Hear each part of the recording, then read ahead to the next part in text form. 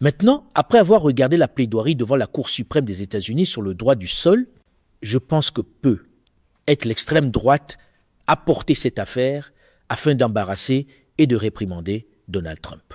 Voilà à quel point les choses ont mal tourné aujourd'hui. Quand une poursuite vendue comme une démonstration de force se transforme en interrogation surprise en direct, c'est qu'il y a quelqu'un qui est entré avec un mégaphone et ressorti avec des feuilles de brouillon. En dernière heure, une aile très sceptique de la droite à la Cour s'en est prise littéralement bec et ongle à l'argument du solliciteur général des États-Unis qui tentait d'arracher le cœur battant du droit du sol au 14e amendement. Non seulement les modérés libéraux de la Cour suprême n'achetaient rien de ce qu'ils vendaient, mais les conservateurs non plus. C'était ce rare moment où la présentation du camp pro-Trump a échoué au point où même le marché n'avait aucun acheteur.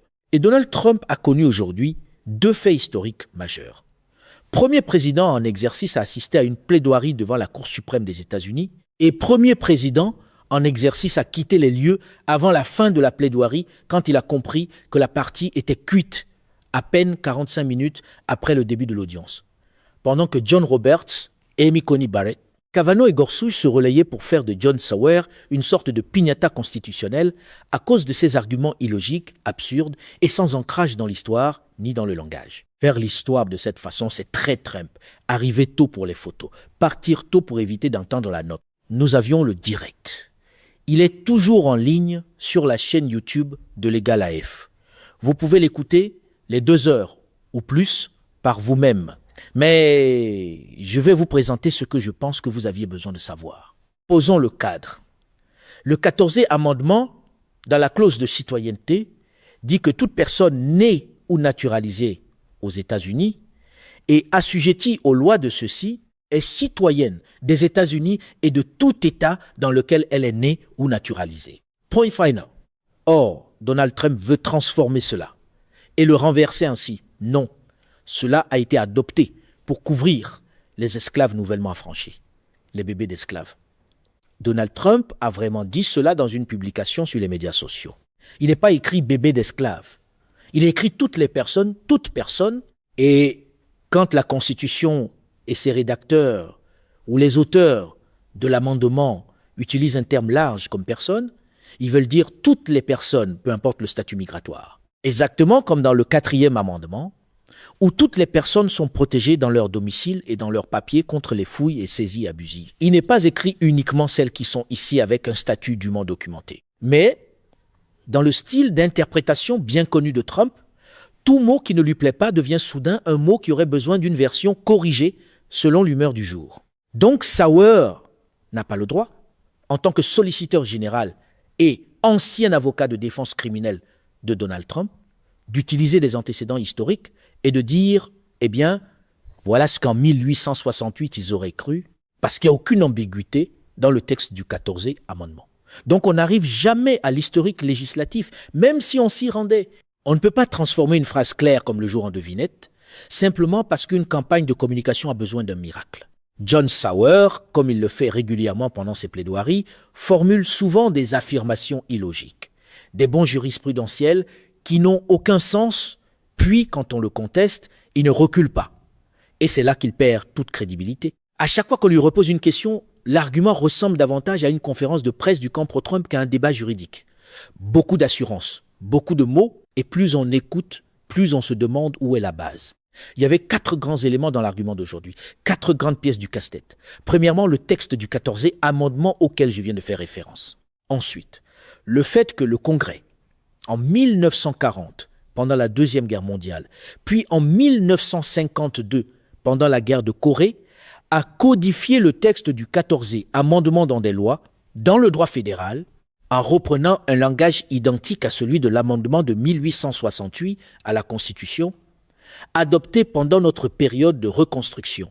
Donc vous avez la loi de 1940, vous l'avez réaffirmée en 1952, vous avez le 14e amendement original de 1868, et vous avez ensuite une affaire Wong Kim Ark de 1898, dans laquelle la Cour suprême a statué qu'une personne dont les parents n'étaient pas citoyens, née aux États-Unis, un bébé chinois, était citoyenne américaine. Et quand on met tout cela ensemble, c'est vraiment à cela que tout se résume.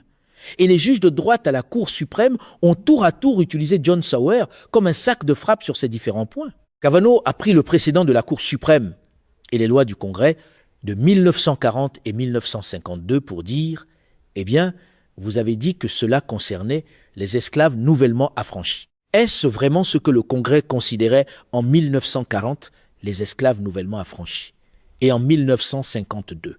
Voilà le problème avec une narration politique trop poussée. Elle peut très bien fonctionner sur les réseaux sociaux, mais dès qu'elle se heurte au dossier, aux dates et à la jurisprudence, elle s'essouffle au milieu de la phrase. Puis Amy Coney Barrett est allée directement à la question suivante. Comment concilier le texte de la loi avec celui de la Constitution? Et John Roberts a probablement lancé la réplique la plus marquante de la journée quand, après que John Sauer a dit « c'est un nouveau monde avec 8 milliards de personnes », John Roberts a répondu en substance « peut être, mais c'est toujours la même constitution ». Autrement dit, le fait que la population mondiale change ne donne pas automatiquement le droit de réécrire la constitution par décret et par orgueil. Bon, allons-y, parce que je sais que vous voulez entendre ces extraits. Tout a commencé vers 10h05 du matin, heure de l'Est. Donald Trump a pris place au premier rang derrière, vous savez, avec les rideaux et tentures de velours rouge à la Cour suprême des États-Unis, premier rang, cravate rouge. Assis là, les mains jointes. Vous savez, il a déjà fréquenté des salles de cour comme inculpé et criminel condamné. Alors il savait comment se comporter dans la pièce, si vous voyez ce que je veux dire. La mise en scène, elle, restait familière. Belle place assise, cravate impeccable, allure très prête pour les caméras. Il ne manquait qu'un détail que l'argumentation accepte de collaborer. Et puis ça commence, et voyons, sans ordre particulier, quand John Roberts dit qu'il y aurait 8 milliards de raisons de modifier le texte du 14e, amendement par décret. Écoutez cet échange qu'il a avec le juge en chef John Roberts. Mess. Their interpretation has made a mess of the provision. Eh bien, c'était certainement pas un problème au XIXe siècle. Non, mais évidemment, nous sommes aujourd'hui dans un nouveau monde. Comme l'a souligné le juge Alito, où 8 milliards de personnes sont à un vol d'avion d'avoir un enfant qui devient citoyen américain. Eh bien, c'est un nouveau monde. C'est la même constitution. Oui, et comme l'a dit le juge Scalia, je pense, dans l'affaire à laquelle le juge Alito faisait référence, vous avez une disposition constitutionnelle qui s'attaque à certains mots et elle devrait être étendue à des mots raisonnablement comparables. Il disait cela à propos de l'interprétation législative. Je pense que le même principe s'applique ici et je pense que nous citons cela dans notre. Et les choses ne se sont pas améliorées quand Amy Coney Barrett a commencé à poser ces questions. Amy Coney Barrett et John Roberts formeront vraisemblablement le bloc. Je pense que John Roberts rédigera cette décision contre l'administration Trump. Je pense qu'il sera certainement rejoint par Ketanji Brown Jackson, Sotomayor et Kagan. Donc il y a au moins 5 voix. Je pense que Gorsuch et Kavanaugh vont aussi se rallier. Je pense que ce sera 7 contre 2. Ça pourrait être 8 contre Donald Trump. Nous aurons la décision à la fin de juin. Voici Amy Coney Barrett qui s'attaque aux arguments absurdes de John Sauer.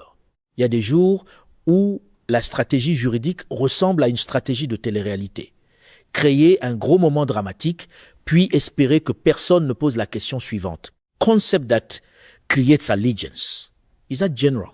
General, you said in your reply brief that the children of slaves who were brought here unlawfully, in defiance of laws forbidding the slave trade, would in fact be citizens. And we can imagine that their parents were not only brought here in violation of United States law, but were here against their will, and so maybe felt allegiance to the countries where they were from. And you say that the purpose of the 14th Amendment was to put all newly freed slaves on equal footing, and so they would be citizens, but that's not textual. So how do you get there? You say it in just a few sentences, so can you elaborate? Bien sûr. Si vous regardez, je pense, si vous regardez les sources du 19e siècle, ce que vous voyez, c'est que même si leur entrée pouvait avoir été illégale, le droit antérieur à la guerre civile, au 19e siècle, n'a jamais traité leur présence comme illégale. En fait, c'était tout le contraire. Puis ce fut le tour de Gorsuch. Or, Gorsuch, c'est intéressant, se range souvent du côté de l'extrême droite de la cour, Alito et Thomas. Il a fait un nombre exaspérant de fois, mais parfois, comme dans la décision sur les tarifs douaniers, il s'en détache et suit Amy Coney Barrett et John Roberts. Cela devient de plus en plus la cour d'Amy Coney Barrett parce que, comme nous le verrons avec les statistiques à la fin de ce mandat, elle aura voté dans la majorité plus que toute autre personne, ce qui est en fait vraiment sa cour. Elle devient le vote charnière. S'il existe une chose pareille comme vote charnière, quand on a une majorité MAGA de 6 contre 3. Mais Gorsuch suit parfois le mouvement. Voici Gorsuch qui s'attaque à John Sauer et le frappe des deux côtés à la fois. Je travaille simplement à l'intérieur même de votre argument pour un instant. Aujourd'hui, vous pouvez montrer des lois sur l'immigration qui sont beaucoup plus restrictives qu'elles ne l'étaient en 1880. Nous n'avions pas vraiment de loi comme celle-là. Nous en avons aujourd'hui, jusqu'à peu, être 1880. Donc si quelqu'un s'était présenté ici en 1868 et avait établi son domicile, cela aurait été parfaitement acceptable sans égard à une quelconque loi sur l'immigration. Cette personne était là. Alors pourquoi ne conclurions-nous pas, même si nous appliquions votre propre critère, que le fait qu'une personne puisse être illégale est sans importance? Je citerai d'abord Wonky Mark sur ce point, parce que Wonky Mark dit que vous, je ne suis pas certain que vous voulez tant vous appuyer sur Wonky Mark. Mais il y a dans cette décision une phrase qui dit « tant qu'ils sont autorisés à être ici ». Donc Wonky Mark, gardez bien à l'esprit que quand ils rendent la décision Wonky Mark en 1898, c'est 1898. Mais moi, je regarde 1868. C'est ce que vous me dites de regarder. Et le critère du domicile et tout ce que vous dites sur la présence illégale, on dirait des sources de droit romain. Vous allez first and secondary statement as well. Et si John Sauer pensait que Kavanaugh allait peu être, vous savez, il doit aussi compter les voix, non? Il doit arriver à 5 voix. C'est le nombre qu'il faut pour appuyer le président sur cette position. Il faut compter jusqu'à 5. Donc cela veut dire qu'il a besoin d'Alito et de Thomas. Et ensuite, il lui faut une combinaison pour arriver à 5 de Kavanaugh, Gorsuch, Roberts et Amy Coney Barrett. Donc, il doit en obtenir 3 sur les 4. Et alors, ce serait 5 contre 4 en faveur de Donald Trump. Je ne vois pas d'où il tirait ses voix. Et si Sauer pensait que Kavanaugh allait l'aider, un autre juge nommé par Trump, Kavanaugh commence à dire « Eh bien, vous avez une loi du Congrès de 1940 qui utilise le même langage. Elle ne parle certainement pas de bébés d'esclaves. » En 1952, vous avez l'affaire de 1898, 30 ans après l'amendement. Comment conciliez-vous cela avec votre argument? Compter les voix de cette façon, c'est un peu comme compter la foule à un rassemblement politique.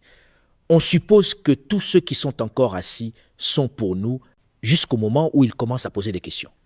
This in your opening, that if we agree with you on how to read Wonky Mark, then you win. So that could be, if we did agree with you on Wonky Mark, that could be just a short opinion. Right? That says the better reading is respondents' reading. Government doesn't ask us to overrule. Affirmed. That's that. Alors, dernière question toutefois. Pourquoi le ferions-nous? Et puis, Amy Coney Barrett est revenue à la charge. Amy Coney Barrett, de nouveau, dans l'arène. Donc, si vous pensiez peu, être qui lui avait fait changer d'idée, elle l'a immédiatement détrompé avec cet échange. Il semble que la tactique du parler comme si la victoire était déjà acquise n'aide pas beaucoup quand la personne en face lit encore le texte d'origine. Okay? And let's talk about its applications. So, there are some, I can imagine it being messy in some applications. So, what would you do with what the common law called foundlings? The thing about this is then, you have to adjudicate. If you're looking at parents, and if you're looking at parents' domicile, then you have to adjudicate both residence and intent to stay. What if you don't know who the parents are? Je pense qu'il y a des cas limites. Celui-là, je pense à l'avantage d'être traité à l'article 1401F, là où il est question de oui, oui, oui. Mais qu'en est-il de la Constitution? En vertu de la Constitution, c'est le domicile. Je vais dire, regardez, le domicile est une norme constitutionnelle dans toutes sortes d'autres situations. Eh bien, en matière de compétences fondées sur la diversité, de compétences personnelles, pardon. Eh bien oui, et de compétences personnelles. Je veux dire, 1332, la compétence fondée sur la diversité. Et le problème, c'est qu'il faut la plaider, parce que cela dépend de l'intention. Et la vertu commune du jus soli comme du jus sanguinis, peu importe celui qu'on choisit, c'est que c'est une règle claire. Comment cela fonctionnerait-il? Comment trancheriez-vous ces affaires? Vous n'allez pas savoir, au moment de la naissance, pour certaines personnes, si elles ont l'intention de rester ou non, y compris des citoyens américains d'ailleurs. Je veux dire, que faire si vous avez une personne qui vit en Norvège avec son mari et sa famille, mais qui demeure citoyenne américaine, revient ici pour accoucher, puis repart? Comment saurions-nous si l'enfant est citoyen américain parce que le parent n'avait pas l'intention de rester? Je dirais qu'il faut faire 2 points. Un point pratique, un point juridique. Le point pratique, c'est que au terme de ce décret, vous n'avez pas à le faire. Parce que le décret repose sur des éléments objectivement vérifiables, c'est-à-dire le statut migratoire. Êtes-vous présent légalement comme une présence temporaire ou avez-vous un statut illégal?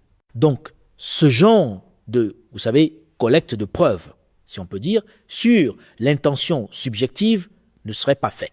Et sur le plan constitutionnel, évidemment, le domicile est intégré à beaucoup de concepts constitutionnels et juridiques et il peut y avoir des situations où des faits doivent être établis.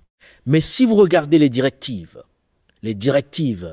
que toutes les agences ont publiées après que cette cour, dans Casa, a dit que l'agence pouvait aller de l'avant et publier des directives, ces directives fournissent, je pense, des méthodes très claires et objectivement vérifiables pour faire cela. Et donc, sur le plan pratique, je ne pense pas que cela soit soulevé par ce décret. Merci, Général. Et voilà. D'une grande théorie constitutionnelle annoncée en fanfare, le camp pro-Trump revient finalement à ce qu'il connaît le mieux des formulaires, des bases de données et l'espoir qu'un système administratif puisse combler des failles logiques. Justice Jackson. Et bien sûr, nous avons le centre intellectuel, la figure intellectuelle de proue de, excusez-moi, j'adore Sotomayor, mais Ketanji Brown Jackson devient rapidement, à mon avis, l'avenir de la Cour suprême des États-Unis et j'espère même futur juge en chef de la Cour suprême des États-Unis. Elle incarne ce que nous voulons à la Cour suprême. Et elle est allée directement au cœur du sujet avec ces questions. Voici Ketanji Brown Jackson. You will still get a... Non, vous n'êtes pas transparent. Je parle simplement des détails parce que maintenant, vous dites que votre règle dépend de savoir si la personne avait l'intention de rester aux États-Unis. Et je pense que la juge Barrett a soulevé cela. Alors, est-ce que on convoque des femmes enceintes à des dépositions? Qu'est-ce qu'on fait exactement pour établir cela? Non. Comme je l'indiquais plus tôt, le décret repose sur la légalité du statut. Donc, si vous donnez naissance à un bébé à l'hôpital en ce moment même, il obtient l'acte de naissance dans le système. Il y a un système informatique.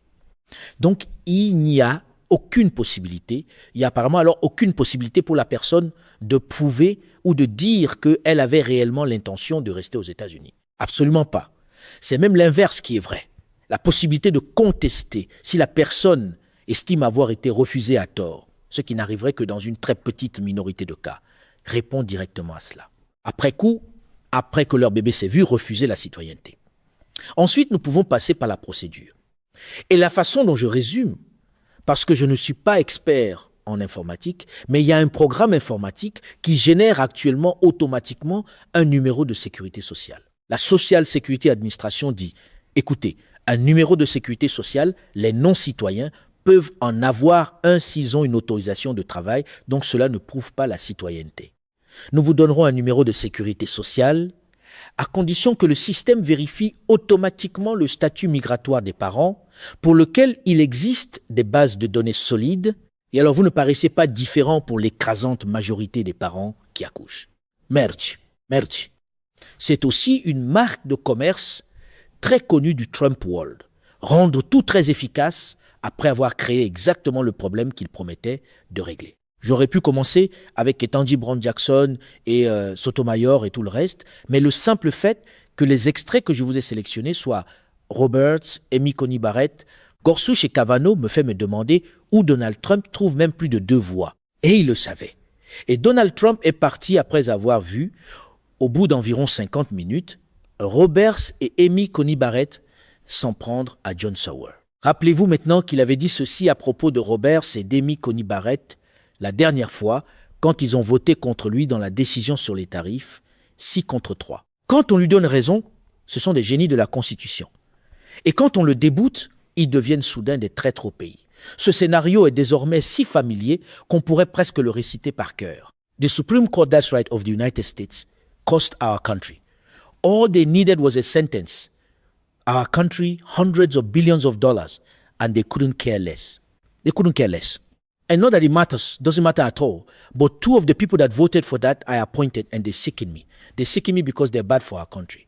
Et ce n'est pas la première fois que Donald Trump donne un énorme indice montrant qu'il sait qu'il est en train de perdre. Quitter une procédure fait partie de son mode opératoire. Il l'a fait aujourd'hui pour écrire une nouvelle page dans les livres d'histoire.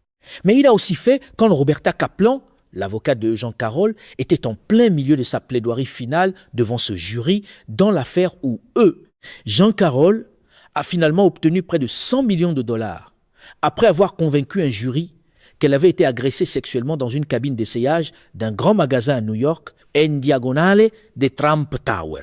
Il n'aimait pas Roberta Kaplan et il lui a manqué de respect, validant au passage tous les points misogynes et tous les éléments de preuve. Il s'est levé, a tourné les talons devant un jury et est sorti. Ici, le style de gouvernance et le style de réaction ne font plus qu'un. Quand les événements ne suivent plus le scénario souhaité, le mieux est de quitter la scène d'abord, puis de laisser la machine de communication expliquer ensuite. J'ai ensuite interviewé Jean Carroll, avec la Court of History sur les Galaef. Et elle a dit que, dans son esprit, cela avait été le tournant, le moment qui avait tellement rebuté le jury et démontré toute leur cause pour eux, avec aussi le fait qu'il avait confondu sur une photo Jean Carroll avec sa première épouse, ce moment où Donald Trump, incapable de se maîtriser, a quitté la salle devant le juge des faits, ou dans le cas présent devant une cour suprême, c'est un bambin dans une chaise haute. Alors préparez-vous sans la moindre réserve. Je pense que ce sera 7 contre 2. Je ne pense pas que ce sera 8 contre 1, 6 contre 3 dans le pire des cas. Tous contre Donald Trump, en préservant le texte du 14e amendement et en laissant le cœur battant du droit du sol à l'intérieur de la Constitution, là où il doit être. Si l'issue est bien celle-là, ce sera encore un chapitre très familier. Beaucoup de roulements de tambour au départ, beaucoup de déclarations musclées, puis au final, une collision en règle avec un texte qu'il croyait pouvoir intimider jusqu'à lui faire changer de sens. C'était un combat existentiel que nous regardions aujourd'hui pour l'âme de l'Amérique devant la Cour suprême des États-Unis. Et heureusement, je peux dire que je pense que nous y avons survécu. Si je dis que c'était existentiel, c'est parce que la question est de savoir si nous allons avoir différentes catégories d'Américains. Ma femme, américaine naturalisée, vaut-elle moins ou plus que moi, américain de naissance? Allons-nous avoir des niveaux d'appartenance à l'Amérique? Vous entendez la MAGA parler d'Américains de souche? Moi, je pensais que les Américains de souche, c'était les peuples autochtones. Je pensais que c'était les natifs américains qui étaient là les premiers. De toute façon, non. Selon eux, tout dépend du nombre de générations que l'on peut remonter. Non. Laissons tomber tout cela. Le danger de ce genre de slogan, c'est qu'il commence toujours par une formule qui sonne comme « rétablir l'ordre », puis il finit en calcul pour décider qui répond aux bons critères pour appartenir au pays. Et ils déclareront, je pense, à la fin de juin, quand ils partiront pour leur congé d'été, et laisseront tomber cette bombe de décision sur Donald Trump après les tarifs, ils déclareront une fois pour toutes que le 14e amendement dit ce qu'il dit. Et que vous soyez ici avec un visa de touriste, ici avec une demande d'asile, ici sans aucun statut migratoire, si votre bébé naît ici, il est américain, et c'est une bonne chose. Parfois, la réponse la plus forte n'exige aucune créativité supplémentaire. Il suffit de lire correctement le texte, correctement l'histoire, et de ne pas essayer de transformer un lutrin en imprimerie constitutionnelle. Une dernière remarque, nous gagnons sur de gros dossiers. Les personnes qui aiment réfléchir et qui aiment la liberté remportent maintenant certains dossiers à la Cour suprême. Cela ne change pas le calcul selon lequel nous avons perdu 90% des dossiers du Shadow Docket, et cela ne change pas le fait qu'ils ont accordé l'immunité à Donald Trump ou l'ont laissé couper la tête des dirigeants d'agences fédérales sans se soucier des conséquences ou couper des financements ou faire du tort à des gens. Mais nous remportons maintenant certains grands dossiers à la Cour suprême lorsqu'elle se penche sur le fond. Nous perdrons probablement quelques causes sur les droits de vote, quelques causes sur le découpage électoral, mais je pense que nous aurons aussi certaines victoires comme l'indépendance de la réserve fédérale. Et il va y avoir beaucoup de décisions rendues entre avril et juin. Encore quelques plaidoiries à venir. Nous suivrons cela sur Midas Touch et sur Legal AF. Mesdames et messieurs, notre émission d'aujourd'hui s'arrête ici. Nous vous invitons à partager votre avis personnel dans la section des commentaires ci-dessous. Perspective politique vous salue et vous donne rendez-vous très bientôt.